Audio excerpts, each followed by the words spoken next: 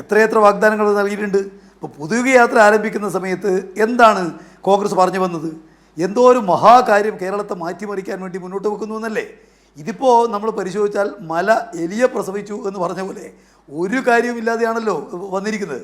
ഇപ്പം ഞങ്ങളുടെ നാട്ടുപുറത്തെല്ലാം ഒരു ചൊല്ലുണ്ട്, അത് മുട്ട കൊടുക്കാത്ത പാത്തുവാണ് കോയിനെ കൊടുക്കുന്നത്. ഇവിടെ UDFൻ്റെ ഭരണത്തെ കൃത്യമായ നിലയ്ക്ക് തന്നെ ആളുകൾക്ക് അറിയാലോ. കഴിഞ്ഞ 5 കൊല്ലം 2011 മുതൽ 16 വരെയുള്ള UDFൻ്റെ ഗവൺമെൻറ്റിൻ്റെ കാലത്ത് വെച്ച വാഗ്ദാനങ്ങൾക്ക് എന്ത് സംഭവിച്ചു എന്ന് അറിയാത്തവരാണോ മലയാളി? മലയോര ഹൈവേ പൂർത്തീകരിക്കും അന്ന് പറഞ്ഞല്ലേ വാഗ്ദാനം, ഒന്നും ചെയ്തില്ലല്ലോ. തീരദേശത്തെ എല്ലാ കുടുംബങ്ങൾക്കും വീട്, ഒരു കാര്യവും ചെയ്യാനുണ്ടായില്ലല്ലോ. വൻതോതിൽ മൂലധന നിക്ഷേപം, കേരളം ഇത്രമാത്രം പുറകോട്ടേക്ക് പോയൊരു കാലം UDF ഗവൺമെൻറ്റിൻ്റെ കാലം പോലെ വേറെയുണ്ടോ?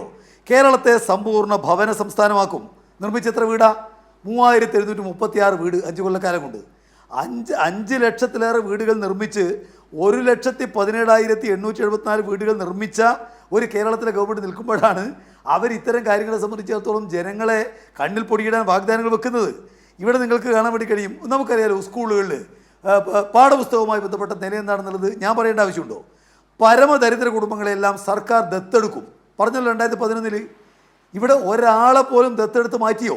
അവിടെയാണ് കേരളത്തിലെ ആയിരക്കണക്കിന് കുടുംബങ്ങളുടെ ദാരിദ്ര്യം ഇല്ലാതാക്കി ഇന്ത്യയിലെ മാത്രമല്ല ലോകത്തിലെ തന്നെ രണ്ടാമത്തെ, ഇന്ത്യയിലെ ആദ്യത്തെ അതിദാരിദ്ര്യമുക്ത സംസ്ഥാനമായിട്ട് കേരളത്തെ മാറ്റിയത് LDFൻ്റെ ഗവൺമെൻറ്.